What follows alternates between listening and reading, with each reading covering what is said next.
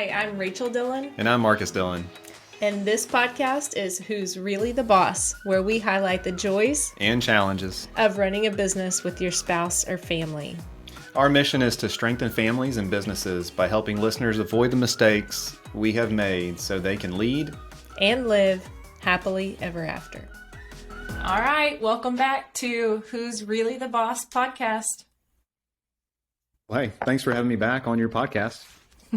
Awesome. I'll say it's because you bought me lunch and Sonic in agreement to come to the office to record. So, well, great. Yeah.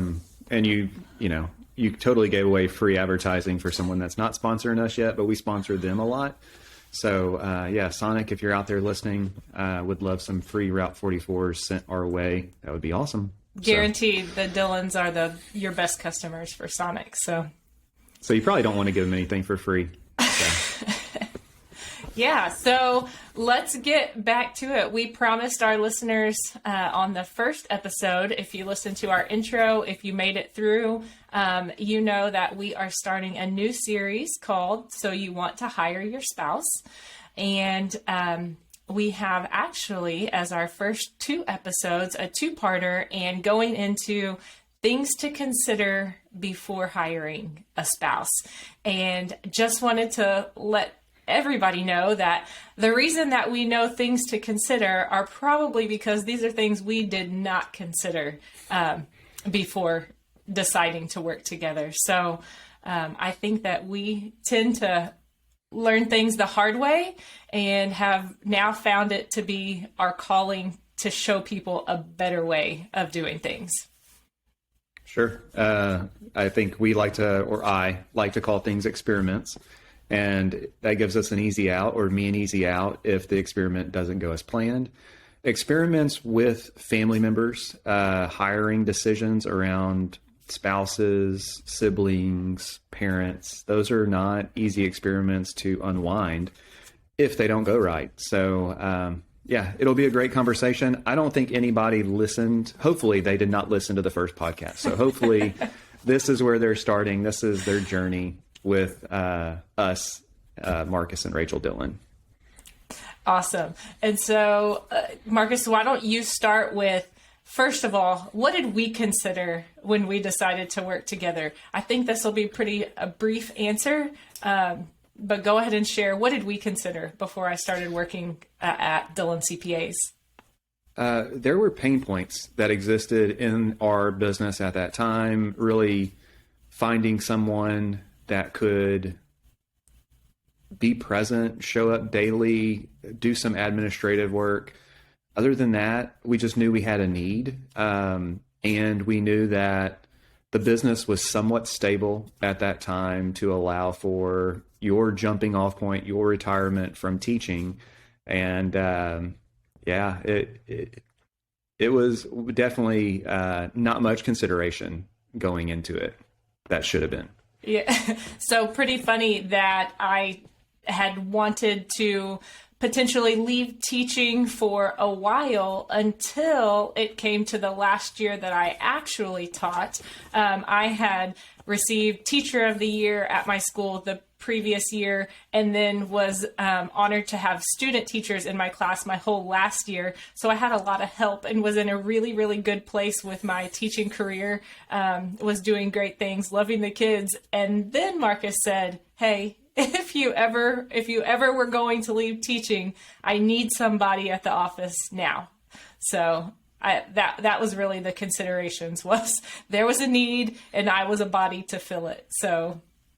And from a family perspective, our daughters were kind of through this program that was offered at your school and entering into kindergarten. And so daycare really wasn't an issue any longer for us in that consideration. So it was right from that family perspective. And that's something that we can touch on here in a bit as well about family needs. So, but yeah, to answer your question again, I don't think much was considered or less was considered now that we know. All right. Well, then let's jump into a better way.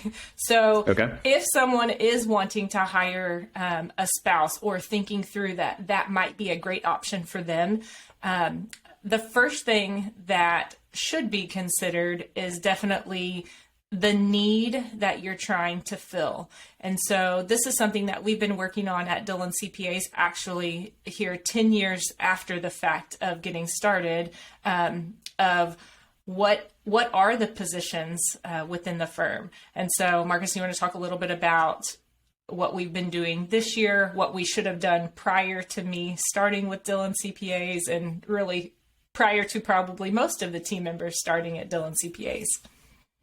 I think most businesses can't come out of the gate with roles and responsibilities and what success looks like, scorecards, which is what we're doing now. And so you just have to start a lot of times with business and start with what you've got, even with some team members or employees that you're able to attract or bring with you. So what we're doing now is a result of growth and evolution of the business and firming up documentation, what success looks like, what do roles look like, what are responsibilities in that roles. When you start a business, I don't think that you can do that unless you have some capital. You have partners that are joining that business, that are starting it with you, some founders that are uniquely qualified for certain aspects that you don't have to go out and hire for immediately. But as any business owner that starts, you kind of have to do a lot of it yourself, give away things that you probably don't enjoy doing or don't enjoy doing well as you grow, because there's just not enough time in the day.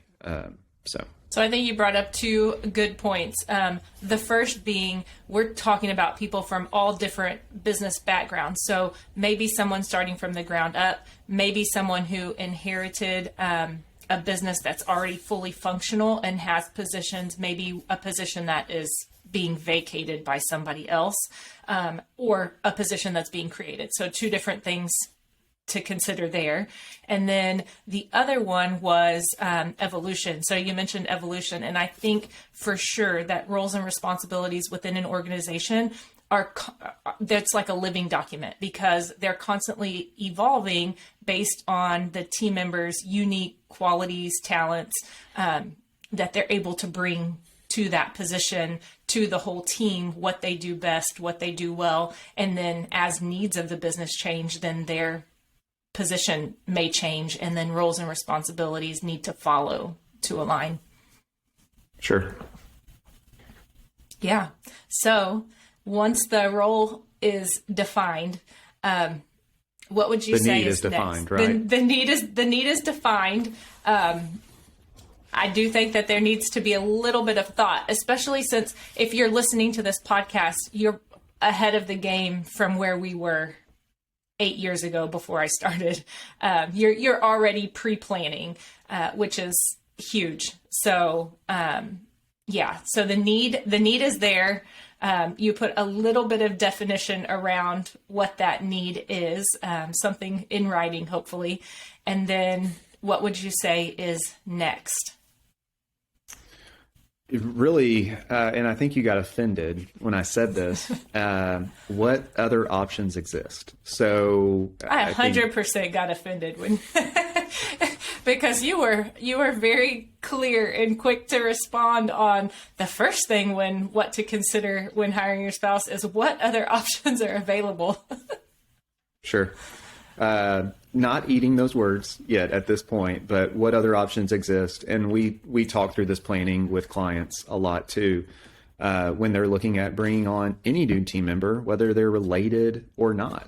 So you would just be applying that same logic whenever you're thinking that a spouse will fit. So what other options exist from an admin perspective? Can you outsource? Maybe it's your bookkeeping or your payroll or your accounting. We know a lot about that. And so that's a place that options exist with other service providers. From an admin perspective, how much can be done with a virtual assistant? How much can be done with technology? And so I think those are key areas to think through before you as a family go further into this business and have to plan not only one exit, but two or more whenever that time has come. And so I think that's really important. What other options exist? Yeah. And so one of the reasons that we found what other options exist, I think what we've seen with us, with our clients, it's easy to give to a spouse because there's a level of trust that doesn't exist likely with any other person. And so you're able to hand off things that maybe you wouldn't give to someone that you don't know, especially maybe not someone brand new off the street that you really don't know if they weren't a friend or, a close referral that you've hired. But the other thing that we found is when you do that, if you want to be out with your spouse, vacations, holidays, illness, whatever may come up, now you've got two positions that there's no one to do that. So unless you're really wanting to go on vacation alone without your spouse and leave them behind, you can't really just give them exactly what you are taking care of at the time. Yeah, a great example of that was we have a friend who's a firm owner similar to us. His wife did not work in the business, and he was becoming overwhelmed with email. And he gave the role of sorting his email and doing response to his wife, which is great. And you could easily hand that off to other people. There's whole industries that exist with virtual assistants and email and things like that. And so listened to what he did and said that's great temporarily. And where do you go? How do you get her out of that role very quickly? And so just because when you're on vacation, those emails still come in. And if you're on vacation with your spouse or as a family, that's probably not the best. Yeah. So anything else on need that's trying to be filled or other options that exist other than hiring your spouse? Do you have any other recommendations of, I know you mentioned virtual assistant, and really just being conscious of what aspects of the job that you are thinking of delegating to your spouse? After you really define what needs have to be met, just like you would do with anything, do you go to market? Do you go look at leaders in that space? Who is the best administrative assistant? Who is the best company that can provide those services? Who's the best bookkeeper? Who's the best payroll company? Is your spouse better than one of those options? And so I think that's the other piece. Are you setting your spouse or this family member up for failure from day one because they're not uniquely qualified for your need? And so I think that's probably another talking point that we looked at and is looked at when you're interviewing for any other position and we give our spouse, they can do it well, or at least that's what I always say. So you give a lot of grace and expect them to succeed. And maybe that's not their calling. Maybe that's not how they are wired. So that's something to think through, the unique qualifications and gifts that person already has and how that looks in that role. Yeah. And so I would say that would be, kind of after you've decided on the need that needs to be filled, your spouse's unique qualities, talents, interests, do they align with the need that's there? Some things that we have learned is you have to be cautious.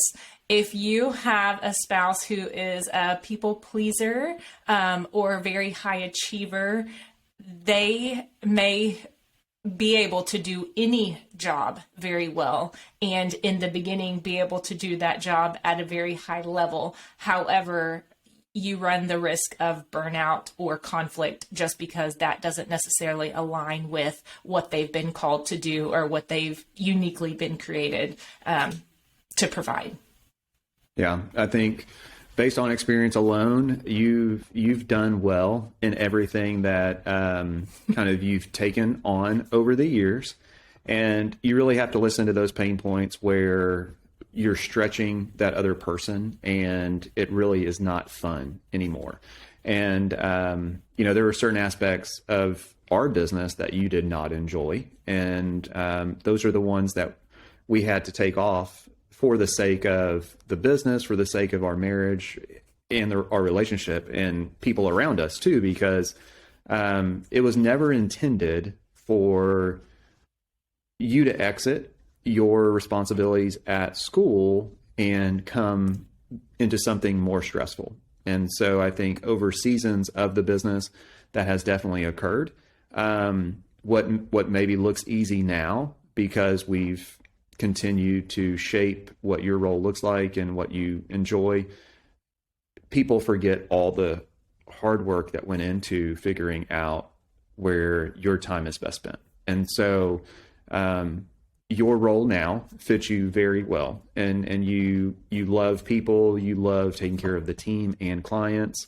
You're kind of that front end on hiring for others' responsibilities. And then with that, so anything else to add, like given your journey through the business, how did you really learn what was not fun, but what you were excelling at? How did you learn that? And what conversations did we have to have over probably too long of a period of time before you actually rolled out of some of those responsibilities? Well, I think initially, for sure, the communication, there was definitely a breakdown. I was trying to be passive in showing my frustration or my stress level on certain roles and responsibilities, really the ones that tied me to the office, where I felt like if I missed a day of work, whether that be remote or physically present in an office, that was way more responsibility than I signed on for in the beginning. So when I first came to work at Dillon CPAs, I was coming to a job where it would be okay if I needed to miss a day to do something with the girls, or miss a day to go to see another family member or something like that, or leave early. And we got to a place where I was working on a tax task. And it was something during tax season, like I could not be away for more than like an hour at a time during the day, or things would just start to back up. And of course, didn't want things to pile up because of me. And so really just talking through what that looked like. And then I think going, like, we like to learn things the hard way. And so going through that and not paying attention until it was where, we had an opportunity maybe to go out of town. And I was like, there's just no way, I can't do it. I have tax returns to file. And so anyway, so then we created a better way and better check-ins, better communication. And so we do weekly check-ins with our team. Marcus and I do, we do weekly check-ins way more often because we get to talk, but I think we're just a lot more clear with each other now on exactly what is working and what isn't working, and then working together to find a solution on, does this still need to be my responsibility? And if not, who could do it, or how could it get done a different way? Sure. And the other thing to bring up there is we have more team members. Fortunately, we have more team members. Even when you were in the weeds filing, I just think back to some of those times, and we would work in the office, like family requirements would call us home to deal with kids, and that's not the right thing to say. We had to deal with them. And then once they went to bed, we would then go into our home office, and I would continue review of tax returns.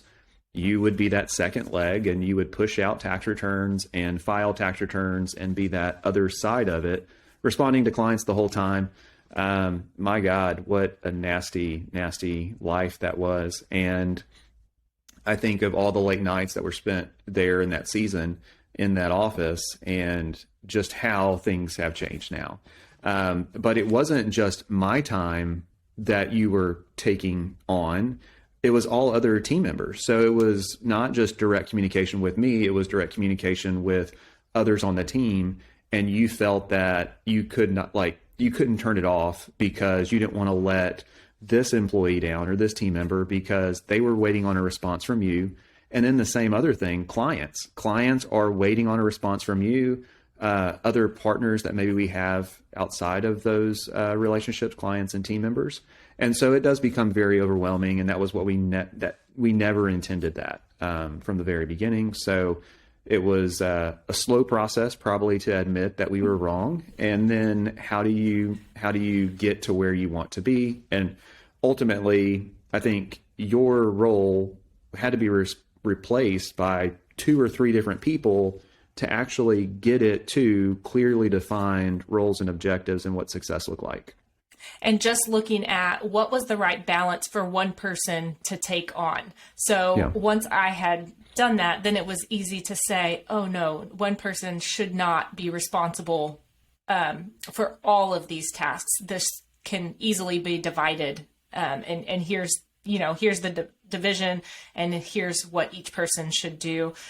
One positive, because we are talking about, so you want to hire your spouse. So one positive of that you mentioned was we were still together. So while we were working way too many hours, embarrassing to admit how many hours we were working, we were together. We were speaking to each other. So better doing that rather than maybe you doing that alone, without your spouse. We would have just not seen you.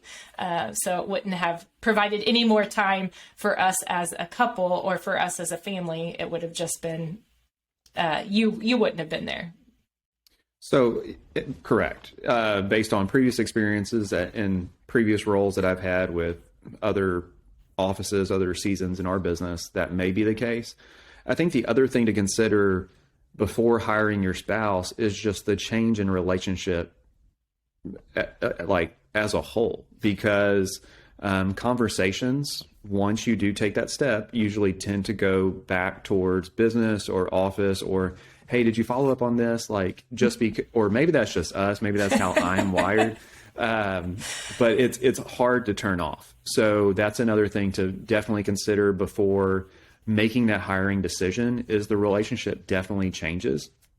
When you taught, I think you had other relationships outside of our business. Obviously, you were already connected to our business and had relationships here. But you had a buffer. You had this other group of people that you were doing life with. I had the office here, and those two would come together and overlap a little bit, but it wasn't complete eclipse overlap to where your life was now my life in the business. And so that's definitely a big thing to think through. What is the relationship healthy enough to make it through that? And just because we spend a lot of time together, that may not be what's right for all couples or all families. And so I think we're unique, but as we talk to others, it's 50-50. Like, I'd love to work with my spouse. That's so fun. How do y'all get to do that? And then the other side is, quickly, I could never work with my spouse. Oh my God, that would be awful. Shoot me now. And I think that's the other thing to consider. Like, if you're already having some conflict in the relationship, it probably is not the best to go further in that. And I think there's no boundaries. Yeah, I think on part 2, we'll touch on that a lot more. So our last thing to consider for part 1 would be really just your spouse's intentions. What are what do they want to contribute to the business? I know when I started with Dillon CPAs, I wanted to contribute the administrative function of answering phones and making copies, something very easy, what I thought actually was little responsibility on my part. However, I quickly found out that was a very integral function of the business, and that nothing else could happen until that first person was there. But also it was one that could be shared responsibility. So when I started as part-time, and then we had a second half of me who came in the afternoon and did what I did in the morning. They did it in the afternoon. And so really knowing, when I first started with Dillon CPAs, I had no idea that I would be helping make any decisions within the business. I had no idea I would be helping lead our team, but it was just something I had never experienced and didn't know at the time. I love what I do and what I'm able to contribute now. But I think somebody's spouse may have that desire to help lead from the get-go. And I think that just needs to be talked about from the beginning. Yeah. So I think you, as any employer with any team member, you also hire based on, we did not do this with you. We based on just pure availability with you.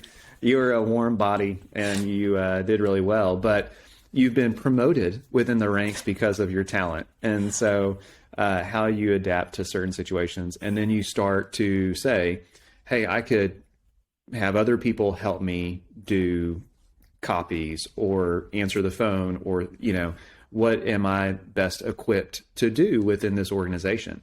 And so we saw that and started elevating you based on that. And much like any other team member, the other half of you in that scenario, she's not that other half now. She's progressed and doing well. And hopefully she is a lifer. And if not, we'll chain her to her desk and never let her leave. But so I think that's the other thing to consider. Your intentions were never defined with what are, my intentions are still, changing daily. So I think loose kind of what our intentions on both sides, where will this progress to be? Where do we stop? What are some boundaries? And that's all things to consider before you even hire your spouse. And so I think those are the key takeaways from this one is, just those real four big points, right, that we talked about. Yeah. So what need are you trying to fill? What options are available other than your spouse to fill that position? What is your spouse's unique qualities or talents or interests that makes them a good candidate for that role? And then what are their desired contributions? And then let's leave the listeners this episode. Let's wrap up with something that we discussed recently. If you had to say, what would you say is a superpower of yours? I nailed this too. It was so good. We can't not share.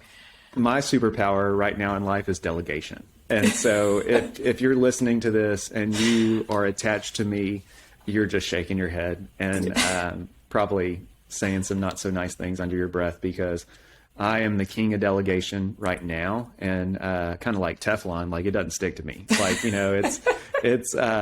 it's going to go over to somebody else. And the reason why is because I am very fortunate to have surrounded myself with people that are much, much better in all aspects of life than I could. And so if that ball gets passed to me, I'm going to drop it in like 2 steps. And so it's hot potato for me. It's like, get it off my plate and get it over to somebody else who can go score the touchdown with it and make sure it's done. So I feel that so much in my life from you, for sure. Yeah. Well, and that's, improve your delegation skills. Like, that's all I would suggest. If you want to join my master class on that, I'll send you the link. That's why I need training. Delegation. I need training. Yeah. So what about you? What's your superpower of this chapter in life? I would say definitely consistency. That has so many positives, but I will share the negatives. And so that means that I will put my head down and grind through things I don't want to do, shouldn't be doing, don't like doing for way too long, rather than finding a new solution or a better way. Yeah. Well, good stuff. No, you're very consistent. Your consistency helps make me stronger. So I appreciate that superpower in you, and it'll get us to where we're going. So, yeah. All right. Well, that was fun. So next, the part 2 of this, why don't you let people in on that? Yeah, part 2, we're still looking at things to consider before hiring your spouse to make sure that you're making a great decision. All right. Well, we'll see you in a bit. All right.